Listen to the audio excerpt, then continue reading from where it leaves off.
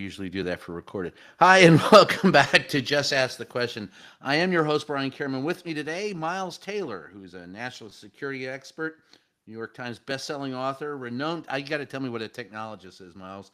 He served in a variety of government posts, including Chief of Staff of the U.S. Department of Homeland Security, where he oversaw operations of the government's third largest department, including 250,000 employees and a $60 billion budget. Pocket change to Elon Musk. Miles also served as an aide on Capitol Hill in the White House during the George W. Bush administration and at the Pentagon. In the private sector, he was the head of advanced technology and security strategy at Google, driving policy on issues ranging from artificial intelligence to quantum computing. He's also, well, I mentioned best-selling author, former CNN, like myself, former CNN contributor, unlike myself, a former DHS chief of staff. Welcome to the show, Miles. How you doing, brother? Oh man, Brian. Well, with that introduction, listeners are like, are we going to be talking about rogue robots or rogue presidents or both? Or maybe the Well, rogue president is a robot. yeah, that's good question. And for those who don't know, Miles is also anonymous. So That's right. that's yeah. But here's my question. It's just ask a question. I gotta ask you the question after reading your bio. Did Yeah. you ever go to Crawford Ranch with George W? No, I didn't. I really wish. I mean, I'm jealous of the folks who got to. Maybe I'll still get my invitation, but I will say one of the most fun things I got to do in Texas in the wake of the Bush administration, and I was a young Bush appointee. I was a baby Bushy. In fact, I think I was the youngest appointee in the Bush Wow. administration, which is not actually something you want to brag about at the time, right? Because you don't want to be the most junior guy in the entire administration, you're right. So you try to portray that you're older. But afterwards, Bush did a really good job of hosting reunions down at the Bush Library in Texas, and Yeah. those were real interesting because we'd get like a couple hundred people from the administration. Karl Rove would come down, and Condi Rice would come down, and Dick Cheney, and there'd be these dinners and get-togethers and happy hours, and that was a lot of fun. But no, I never got my invite to Crawford, and I also didn't get an invite to go hunting with Vice President Cheney, who I worked for, but Well, but I also didn't thankfully want for that invitation. Yeah, yeah, yeah. yeah, As for folks that don't remember, yeah, occasionally people got shot. yeah. How that had happened. Oops. That's right. Those were I the did quaint days spend. of I American spent some time politics. at Crawford. I was one of the reporters that he would put on sawing wood duty when we went to, to Oh Crawford yeah, yeah. And I with actually, with the full goggles on and the confession, chainsaws. sawing up the wood to put in the barbecue pit. It's He'd amazing. invite the press along just to make us day laborers, but it was still fun. In full confession, I'm in Texas this week covering the floods in Kerrville, and it brings back a whole lot of memories of Texas. But I wanted to ask you. There's a couple of things that I noticed, and I want to dive a little bit into the Jeffrey Epstein thing. But before that, Yeah. you were at Homeland, and I watched the day after it was July 4th, actually, that I saw uh, members of ICE out in MacArthur Park in Hollywood, marching Hmm. lockstep. No arrests made, but they were locking in March step, basically scaring the crap out of people in the park. And then there were people on horses, cavalry, and I watched that, and I looked at it and watched them do it live, and then it occurred to me when I got to Kerrville, that's the same activity, and that's how you go searching on riverbanks for bodies after floods. And I was going, why the hell didn't they put those people in Kerrville to help out those who were suffering? And I just wonder your take on the current iteration of Homeland Security and ICE. Well, even beyond the issue of immigration, I think that what we are seeing here in the example that you just point out is a remarkable shift in priorities for the department that was built to stop another 9/11 now seems to have regressed so much that it is focused to the exclusion of everything else just on getting immigrants out of this country. And, I could go on for a long time about all the ways I think that makes us less safe against other threats. But you've pointed to a very important one, Brian, which is they are now pretty regularly taking resources away from the Federal Emergency Management Agency and disaster response to put it towards immigration. And, put that in a local context. Imagine that your local police force, when you dial 911 for help, like your house is burning down and it's on fire, and they say, hey, sorry, we can't dispatch anyone right now. We're busy trying to hunt a day laborer who left a farm. You're like, fuck the day laborer. Like, my house is burning down. But that's now happening in mass across this country. Is the department is slashing resources for other parts of the Homeland Security mission just to push money and people and everything towards illegal immigration. And, so one, to me, that's an immediate Homeland Security concern, is there's no longer balance among the different threats to the United States. Two, I think symbolically it also shows how far we've come from Ronald Reagan's shining city on a hill, that was the Republican Party that I joined, to what is now, basically a fortress and a bunker. I mean, that is, that's the ethos that the Trump administration has cultivated.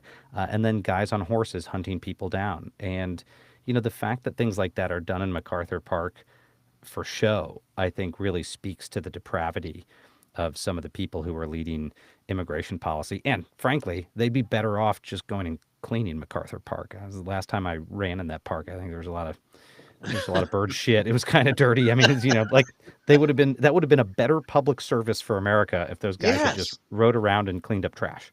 Well, that's you speak to a point there that I bring up, and as being in the Trump administration the first time, maybe you can speak to this as well. But it seems to me like if you've lost the ability to provide the basic public service that we elected you to do, then in fact you are the head of a failed nation state. At the end of the day, our money is paid to those people to do a public service that they are no longer fulfilling. And that to me is the greatest threat from Donald Trump before this, but in his first administration, and definitely in this one. It doesn't supply basic public service. You were on the inside. What did you see? Yeah, that's absolutely right. And it's the thing that I took a lot of grief personally for from the MAGA right, because when I published that opinion piece from within the administration as anonymous, I spoke of a resistance inside the Trump administration. And so, of course, this was seized on by the MAGA right as, aha, there is a deep state and they're refusing to implement the president's agenda. Well, no. I mean, if those idiots had read the next line, that line said, this is not the popular resistance of the left. This is basically, people trying to get the president to adhere to the rule of law. And that was my point. I read it. Yeah, the resistance wasn't let's defy all the lawful orders of a commander in chief. It was let's make sure that the president isn't always trying to break the law, which he was. And in the context of Homeland Security, that big concern for me was that he was regularly trying to defy the law on immigration, but he was also trying to abdicate his other responsibilities under the law when it came to Homeland Security. And that lack of attention to me was creating very real threats. And let me get more specific about it, Brian. With regularity, we would start the day and I could, pull up my DHS calendar on my phone and see, okay, I've got an intelligence brief with the secretary and a meeting with the head of the Secret Service, and then we're going to be talking about a counterterrorism operation and then how to keep, nation state threat actors out of this country, Chinese spies, whatever it was.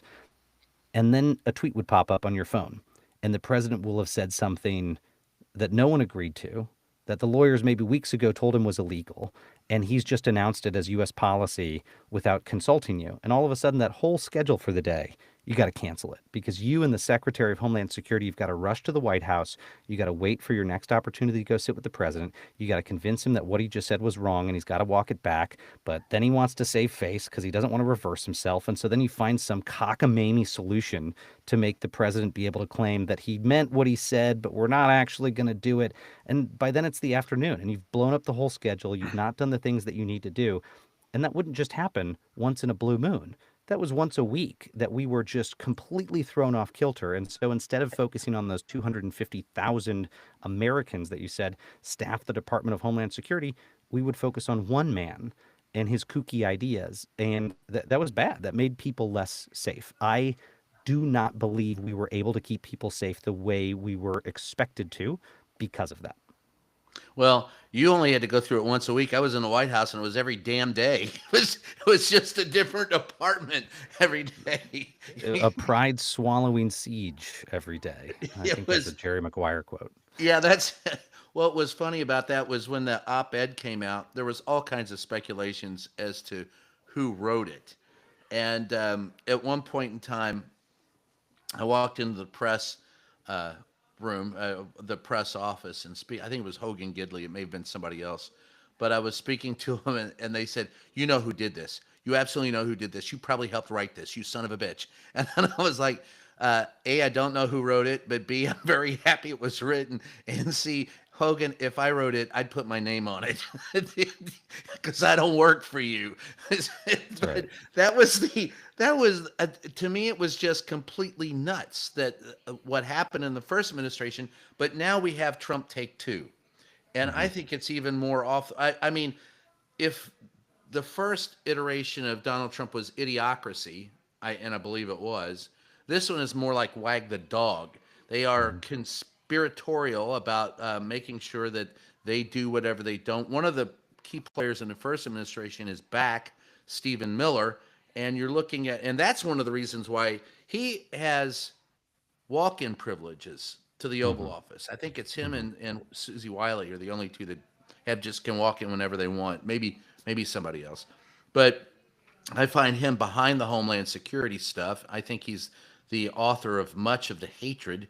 And correct me if I'm wrong, but I think that he's guiding the policy, and Donald Trump is following his lead.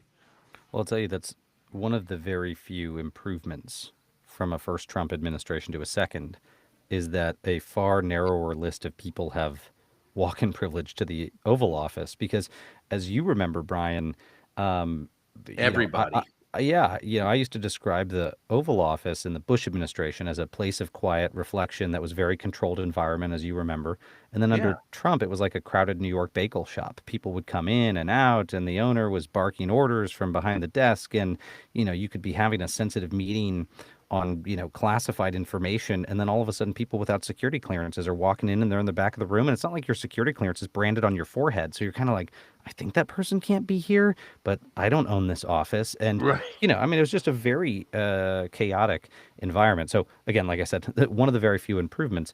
But yeah, I mean, you have, what I would call the D team of sycophants that has come back in to run this administration and who are willing to execute those policies that people in the first administration were not. One of the things about the anonymous episode that I found revealing at the time is that people like you in the press had such a hard time pinning down who the author was. Not because I expected you to find me, but because there were so many suspects. Yeah. Because it was so obvious that all of the president's lieutenants felt the same way I did. Any of them could have written Oh, it. yeah. And the fact Many that of my people thought, sources said I didn't write it, but goddamn, I agree with every word that was written. I wish I had written it.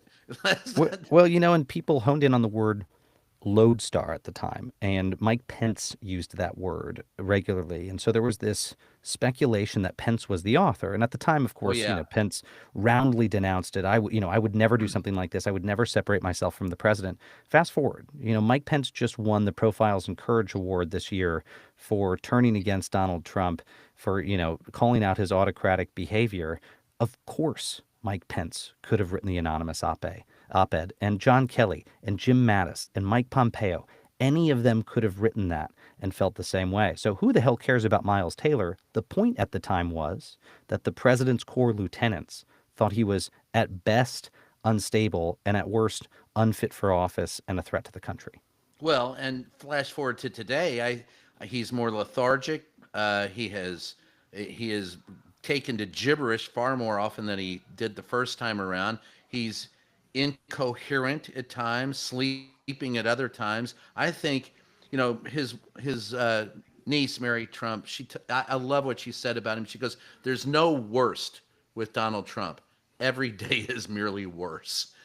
And I look at it today and I go, that's pretty accurate from an outside stance. What do you think? I think that's absolutely right. I mean, people need to stop defining where the floor is with him. It can keep going downward and will. What is scarier is whether people will keep going downward with him. And I think that that was not a foregone conclusion in the first administration. And by that I mean I think there was a sense among his lieutenants that if things got worse and more chaotic, that action would need to be taken. And that's why there were conversations informally about things like the 25th Amendment. They didn't really go anywhere. But the fact that cabinet members were even citing the 25th Amendment, which gives them the ability, hypothetically, to remove a president for being unable to discharge his duties, shows you how bad it got and shows you that you had people of conscience who said, there's a floor somewhere here. And if we hit that floor, we might have to do something to protect the country. Today, I There think is they follow him down into the basement and they just keep going with him and going with him. Why Uh, is that? Ultimately, I think it's the fear of being kicked out of the tribe. You've, I think, probably spoken before with Jonathan Haidt, great guy, Yep. author. He wrote a book in 2012 when Obama was president called The Righteous Mind.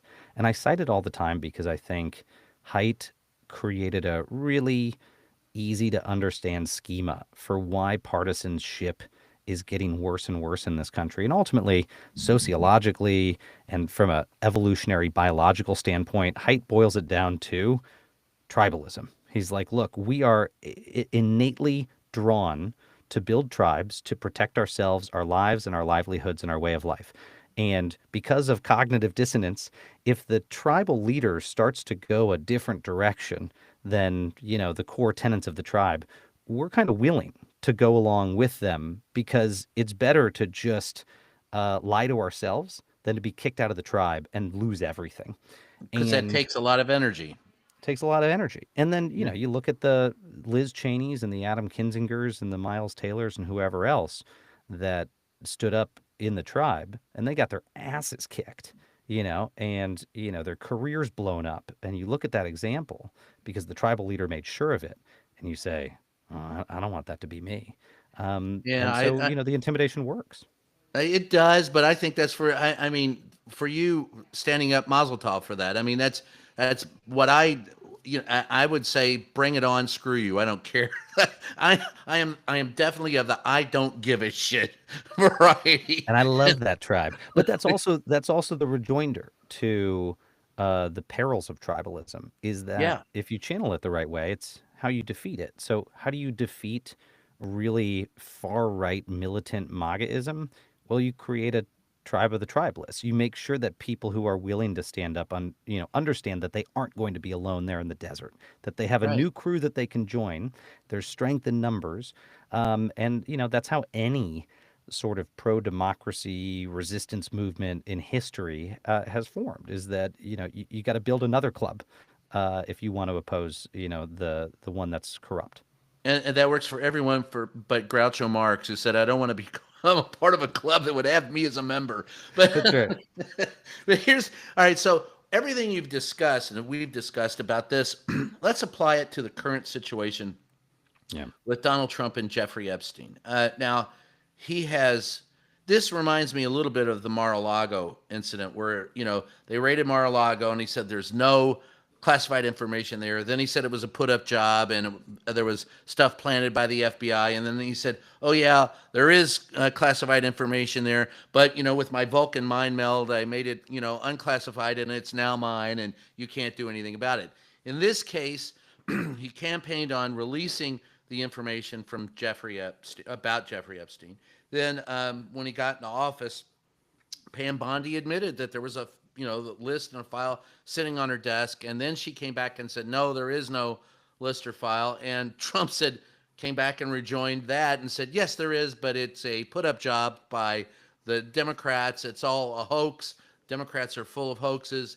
And uh, never mind. And he even called in a tweet today, or in a Truth Social post. He said, my former supporters, he's kicking him. He said, I don't need you anymore. And there's nothing to see here. Move along, move along. At this point in time, following him down his rabbit hole, there are even those like Marjorie Taylor Greene, Mike Johnson, and others who are saying, oh, wait a minute, we want this. And I think it would be odd, but entirely, entirely within the playbook if Jeffrey Epstein ends up being the great unifier in the United States because the left and the right are finding a lot of common ground in wanting this information released. So take me down that rabbit hole with MAGA now saying, hey, look, we wanted this. You campaigned on it. Donald Trump denying it. Is that going to work out for Dear Donnie?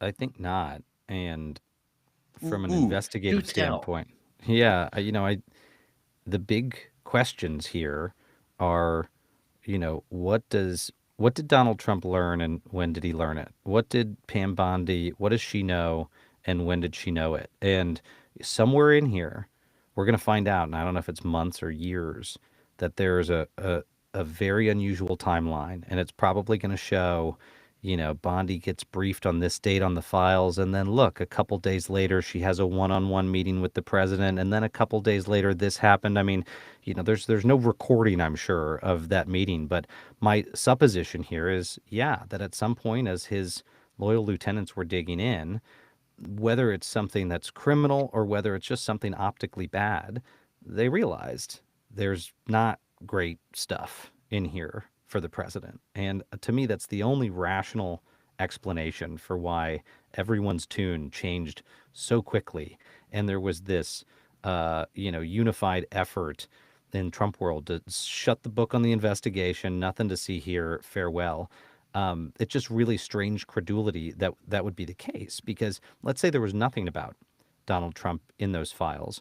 Well, because they campaigned so hard on Epstein, surely in those mountains and mountains of information, there are things that they could say about these crimes that were perpetuated, other potential suspects, maybe reopening new interviews. I mean, there's a whole range of different things. I've been involved in a lot of different investigations in my career, and I'm not saying that that's how you should run investigations by any means. But if they were hell bent on keeping the investigation open to go after guilty parties, they could do that. And Yeah. the president and the Justice Department, and the FBI have carte blanche to do that. And it surprises me that they would read all those files and then say, "Yeah, everything's fine here. These kids were getting raped, but it looks like we've gotten to the bottom of this mess." And so, I think they've made it very hard for themselves. And Brian, Well, when he it's wrote, you know him better than I do, but if he wasn't in those files,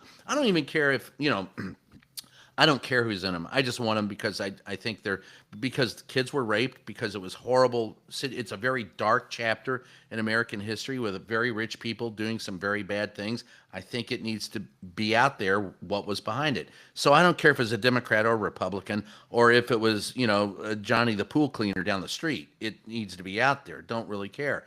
But if he wasn't involved, you had almost gone, and so that let me follow up on that thought. But if he wasn't in them, don't you think? And like I said, you know him better than I do. Don't you think he would release that information? Hey, look, I had nothing to do with it. I'm clean.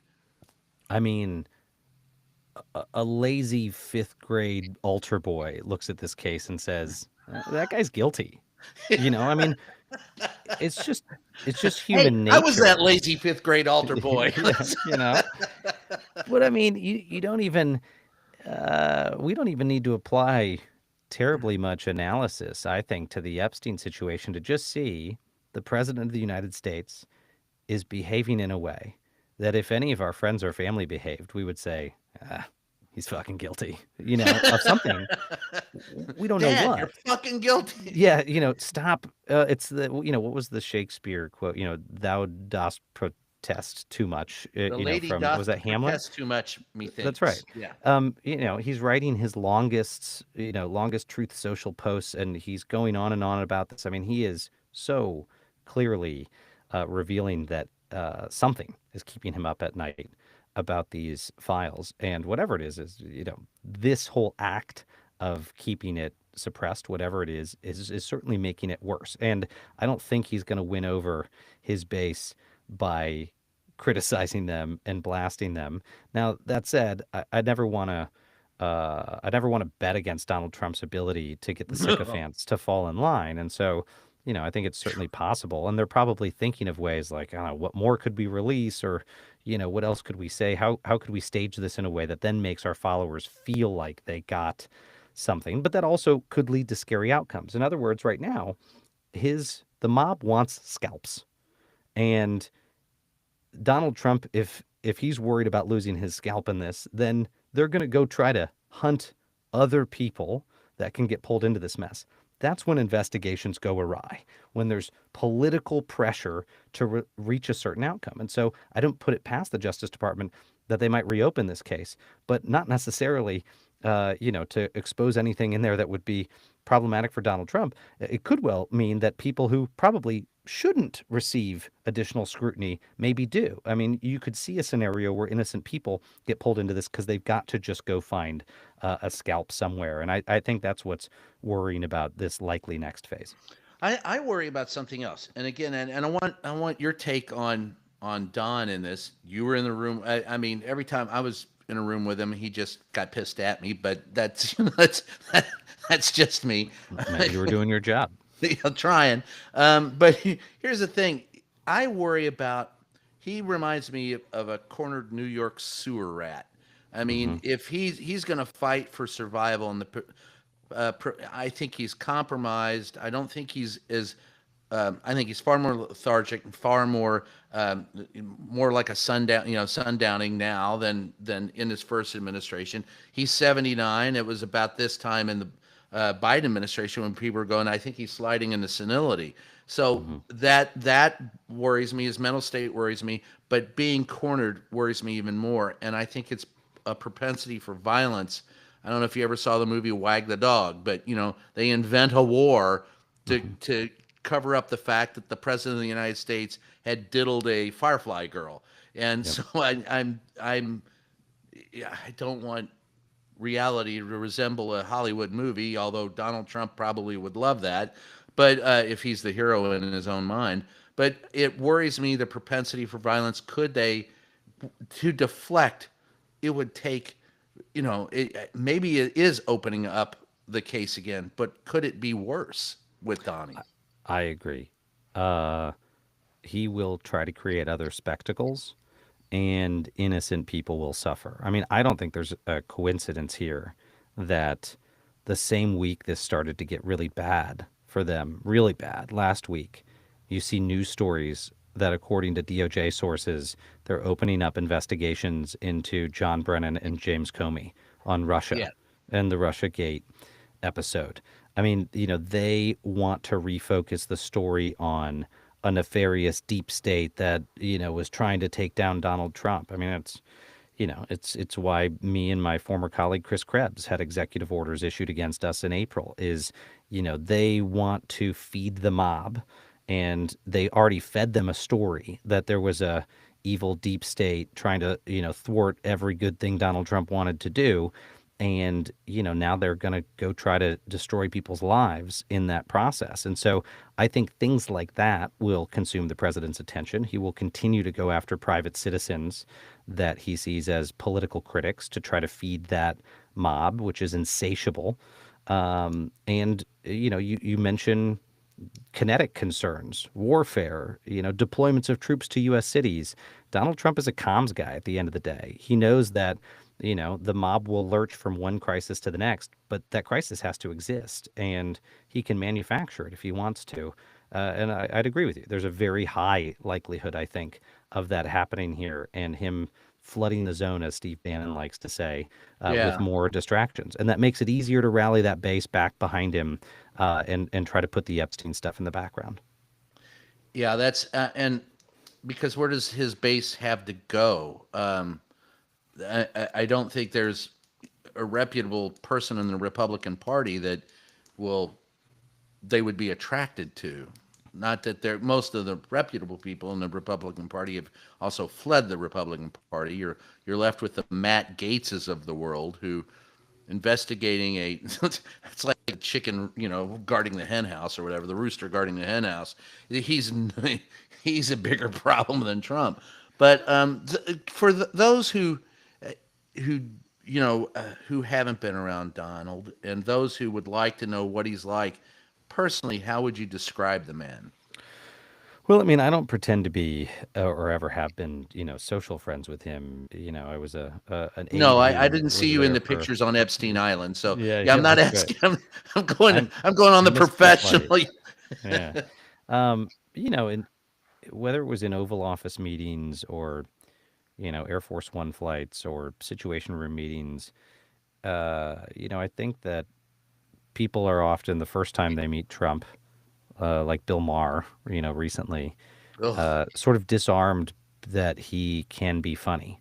Because, well, sure. I mean, if you villainize someone so much in your head, and then you find out there's even a modicum of personality to them, it's almost a relief. You're like, oh, okay, the monster is not as ugly as I thought. But that's actually, I think, um, that's a distraction, and that Camouflage. deceives you. Yeah, it's camouflage, and that disarming quality, I think, is why Trump is able to wrangle people the way that he is. But you spend 10 minutes with him, and you see the real guy.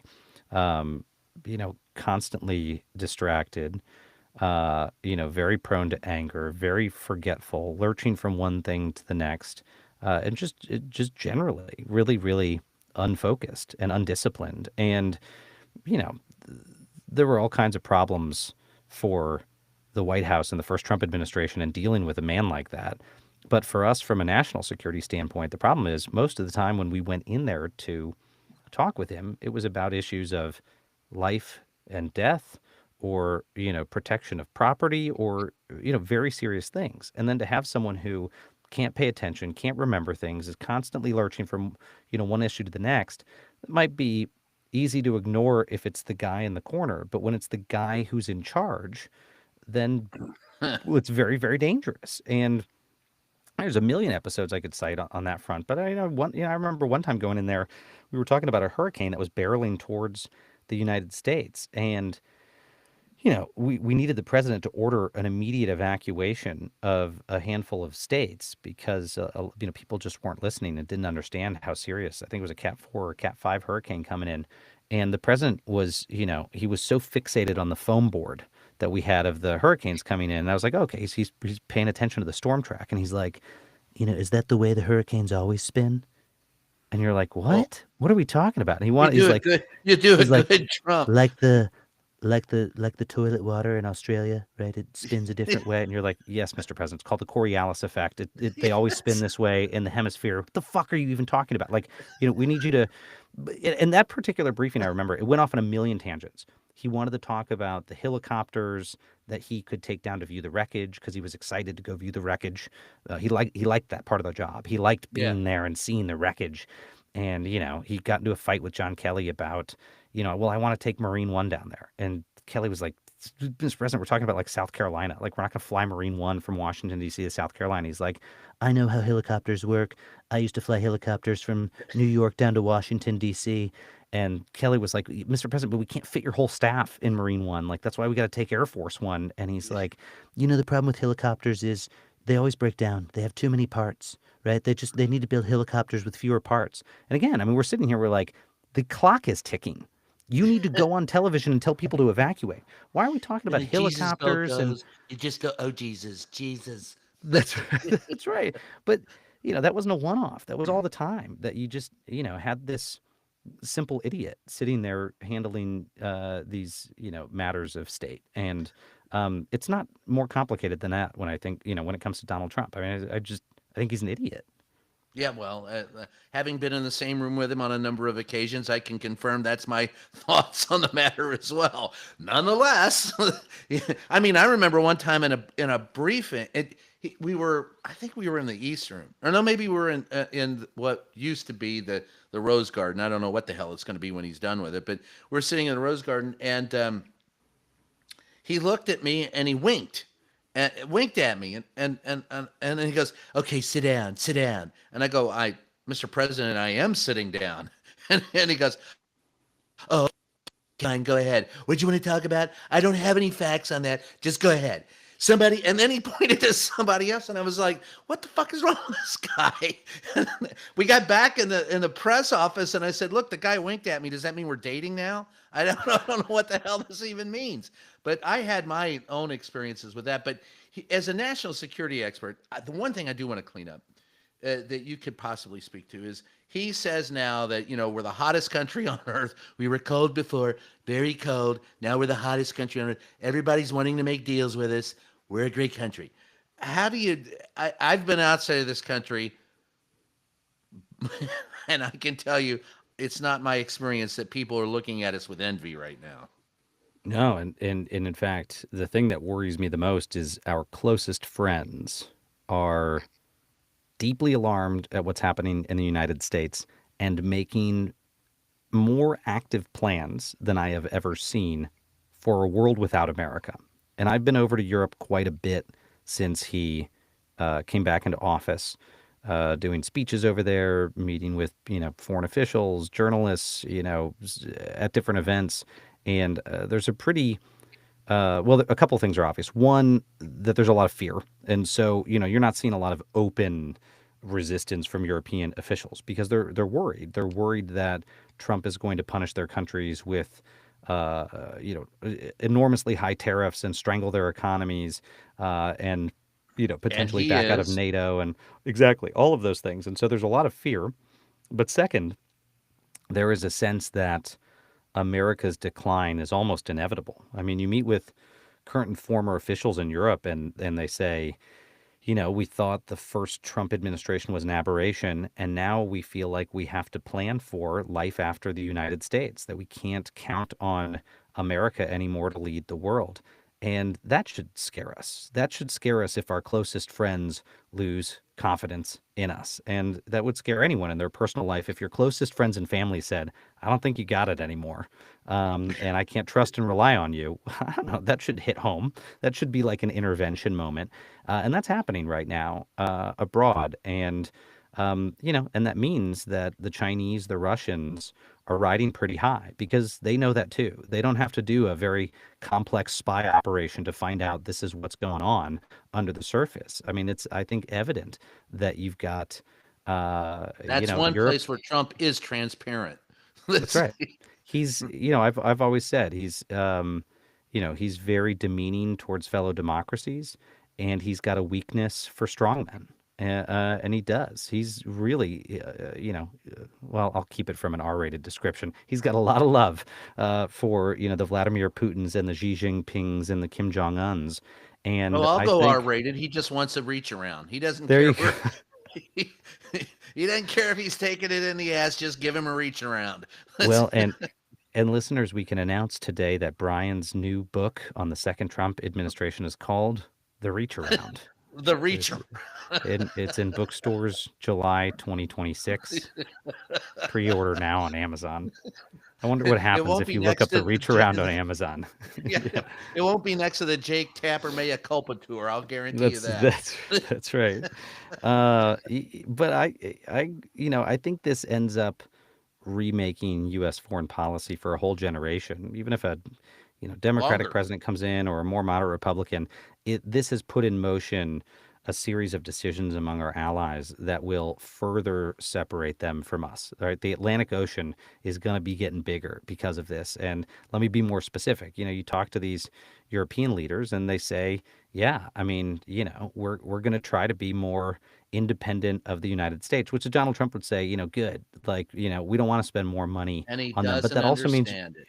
you can't count on them when you're in an international dispute. You can't count on them when someone's undermining your interests. And again, people don't need to understand geopolitics. You just understand that naturally with your own friend group.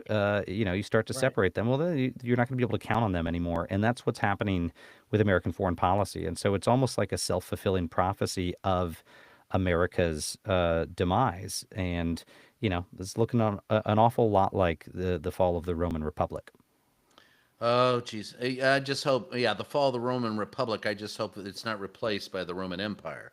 That's Well, he that's loved it. I think that is the worry is you look at you look at what happened with with Caesar, and there are a lot of parallels, except I suspect Caesar was a vastly more intelligent and well-read person Well, at than least he Donald wasn't Trump. afraid of serving in the military.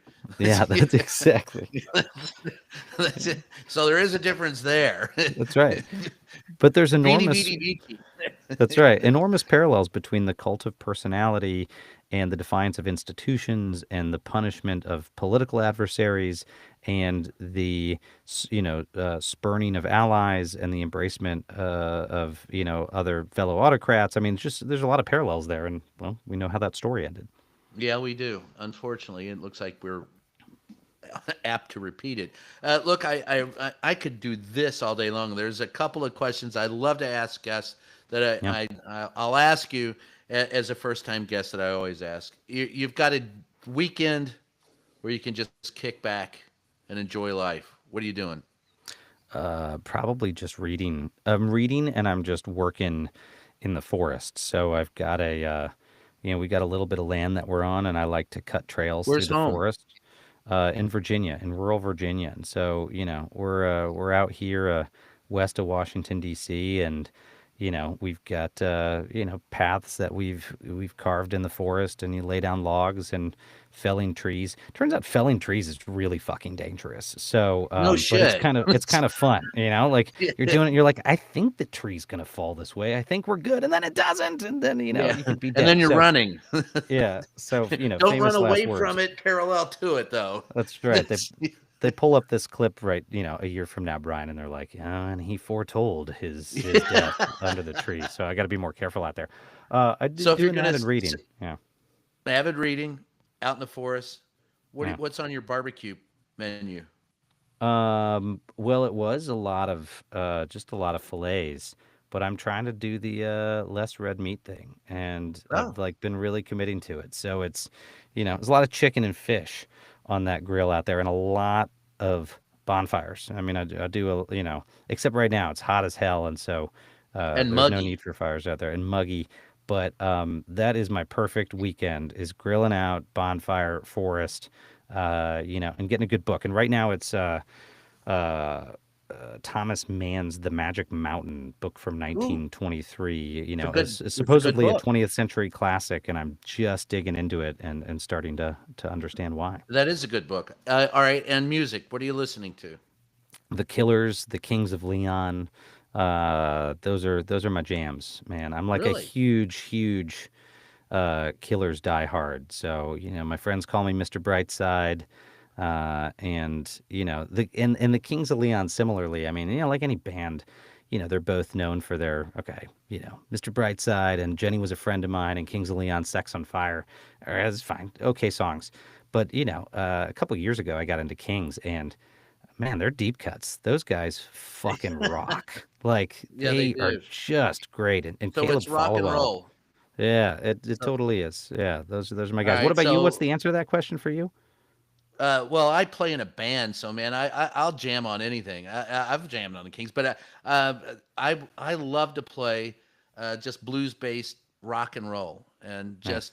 just to me, rock and roll is good for the soul. I would come out of a day in the White House and and put on just something that I could jam to, whether it was I don't know Led Zeppelin or classic rock or something newer. And Yeah. then I remember one time I flipped on. I I want to say it was Neil Young. I think well he's in it, but I can't remember it's his band. But Mr. Soul, and Mm. I just and it reminded me so much of Donald Trump. Stick around while the clown who is sick does the trick of disaster, and I'm going, hey. That's what we do every day. Oh, that's I'm right. in the White House, and this is rather appropriate. So Well, I'm going that's to throw a couple others out there. I'm looking at my most played. I do a lot of Red Hot Chili Peppers, but I've I been like listening them. a ton to Gregory Alan Isakov. Do you know him? He's a little bit Yeah. more I mean, God, that guy is just he's Oh, remarkable. And I I dig saw him folk. live not too long ago. What's that? I dig folk. What else you got? Yeah, yeah. Jazz. I He's like. folk. I like. But here's the one that surprised me recently. All right, is like a lot of these teeny boppers, like oh, what's her face? Miley Cyrus and Harry Styles. They're starting to grow up, and their Yeah. music's getting a little bit more mature. And as some of these new albums have dropped, even Justin Bieber, all these teeny boppers who I would have never listened to anything. I'm enjoying watching them age because their music's getting better, and it's like it's more interesting. And I know this one was a while ago, but there's a movie trailer for this Ryan Gosling movie that comes out next year, Project Hail Mary, and in it there's a Harry Styles song called "Sign of the Times." I was like, Oh, I don't good. know a single Harry Styles song, and I listened to that song. I was like, wow, this guy fucking crushes. Like, he's Let's got see, some real bangers. is that I want to I don't remember if that's a remake. Um, the It's the Harry guy who Styles wrote The song. It's Martian. is Oh, the Harry Styles song. Oh, if it's a remake, yeah. then I'm less No, I'm impressed. If thinking it's of an the original, Prince song. No, oh, okay. yeah, Yeah, it's original. I was thinking of Prince, but it's but you that know was what's a Sign special of the about that Times was his song? album. You know that it's an iconic song if you listen to it and you're like, "Oh, well this has got to be a cover." And that's kind of when I Yes. heard Harry Styles in this Project Hail Mary trailer and I was like, What song is that?" I had that thought too. It's like, it's probably a remake, but it didn't look like Yeah. one when I listened to it. No, it's an original. Yeah. It's a great song. So, yeah, that's what Oh I'm well. Do you play? a little bit of piano. Ah, I think, one of my biggest regrets was, well, it was a besides working college. for Donnie. Besides working for Donnie, a really crazy college girlfriend that I had, and then not learning to play the guitar. Well, my mom put me on piano when I was 5. I picked up the guitar when I was 10, and now Yeah, I'm just the front man for the band, and occasionally we'll bang on the ivories and play, guitar or even a harmonica. But I'm usually just the front guy. But it's to me, like I said, it's everything just to get out, and that to me is a perfect way to spend a weekend. Expend a I lot of love it. energy dancing around, singing, and you know what's cool about it is I have friends that are Trumpers. I have friends who are liberals, but when they're out listening to music, none of that freaking matters. And Totally. I wish people were a little more would meet a little bit more and have a little bit more fun and realize that tribalism, we're all part of the same tribe, and you save your crazy shit about chemtrails till I'm a little more drunk, and then I'll listen to you. That's so true. That is, I think, one of the things that we've lost with the death of drinking culture. And I'll admit, Yes. I'm several years sober. By choice. I just I wanted to get off the stuff, but you lose this spontaneous connection. I mean, I used to go to piano bars all the time with people, and you'd meet new friends, and you'd be singing, Neil Young next to someone who had a totally different worldview. But if you're not Yeah. doing that, you're not getting out in the world. Like, you're not going to meet new people. That's not happening. And our worlds are getting socially more and more and more and more narrow and Yeah. echo chambery. And even you remember this, like even during the Bush years, I felt like the bar scene in Washington was vibrant, and Oh, much there were better. fun places to go and party and meet the other side, and a great dating scene, and all of those things. It was but that also meant people were working together. You did party with the other side of the aisle, and I don't Well, know. I that can't really think where that happens in anymore. they ended that in Congress too. They used to meet in a bar on Capitol Hill, Yeah, many members of in the Capitol, and they closed that down. And when you don't have the sides, bonding and getting together, hell, I remember. And here's how old I am. The Reagan administration. I mean, there were hardcore. I mean, well, it was Tip O'Neill who said hmm of Ronald Reagan, Tip O'Neill, the Democratic Speaker of the House, and Ronald Reagan, the president, and they opposed each other vehemently. But I remember interviewing Tip, and he said, look, between 9 and 5, we're members of opposing political parties. After that, we're two Irishmen having a drink, and they had they had some deep philosophical differences, but that ability, and Reagan was a different animal. I mean, I got to tell you, the day I met him, I was shocked that he was as funny as he was, and that's they say that about uh, uh, about the wonderful Donnie, but yeah, his type of humor was not. It was more self-effacing sometimes, and he didn't yeah, mind making himself the butt of a joke. yeah. And that's the difference between a Trump and Reagan, in my opinion. but Yeah, that's just me. for sure. Well, And so when we get off the air, I'll tell you that story. I, I think we figured it out. Is make America drunk again. I guess we just got to roll back all this health stuff with booze. It might be the only way to save the country. Make America party again. There you There go. you go. That's Mappa baby. I'm Mappa. a Mappa baby. Listen, Miles, I appreciate you for being here, man. Love to have you back anytime you're game for it. We could talk about all kinds of stuff. But you got anything you want to plug? Go for it. Just make sure to pick up Brian Karem's the reach around next July. Don't forget that. And Yeah, yeah, don't give me a reach around. his book is gonna be a real barn burner. Oh, Yeah. you got to buy it on Uh, the hoof. I'm not, all that's right, right. bad puns all day long. Well, look, I appreciate you being on, or you and I catching up, Brian, and yeah, and folks can follow, the things that I'm writing about threats to free speech in the country at treason.io or treason.substack.com is that's where I'm writing, and gonna keep trying to shine a light on all this stuff that we're seeing affect our country right now. Okay, I can't let you leave on that. What's the biggest threat to free speech? This is one of Uh, my this is one of he, my gigs, man. But go for it.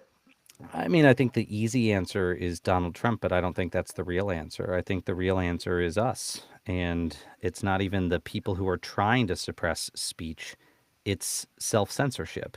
That's the biggest threat. The biggest threat, and that harkens back to FDR, and the only thing we have to fear is fear itself.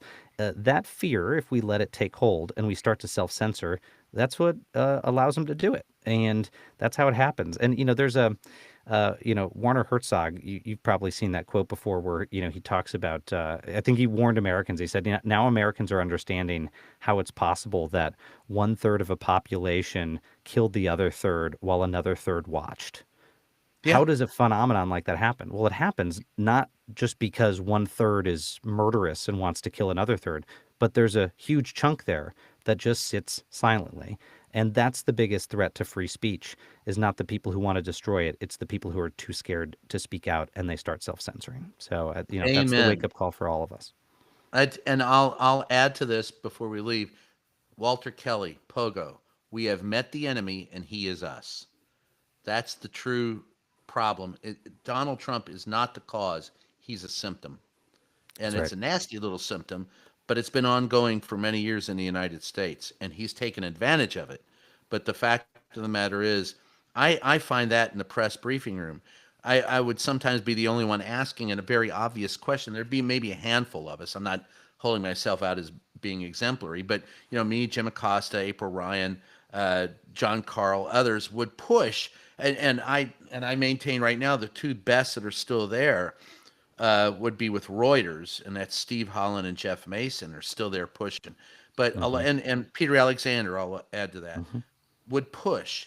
But there were others who would go, I can't do that. He's the president. And I'm going, we pay his salary. He works for me. In the Hmm. world where I live, if I'm paying your salary and you work for me, I want to know what the hell you're doing.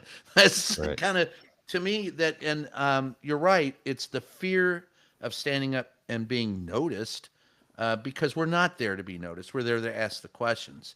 So it's a combination of professional courtesy, professional fear, and the fact that large companies have a very large voice in whether or not you keep that job at the White House. And if you push too far, they're going to get rid of you. And That's right. that's, yeah. Anyway, on that wonderful note, I want to thank you for joining us, Miles. Now I need to go have that weekend in the woods grilling There you out. go. Well, I'll go have the drunken brawl at a roadside bar with the Somebody's got to band. do it. Somebody's got to do it. The name of the show is called Just Ask the Question. I want to thank you guys for joining us, and we will catch you next time. Thank you. There you go.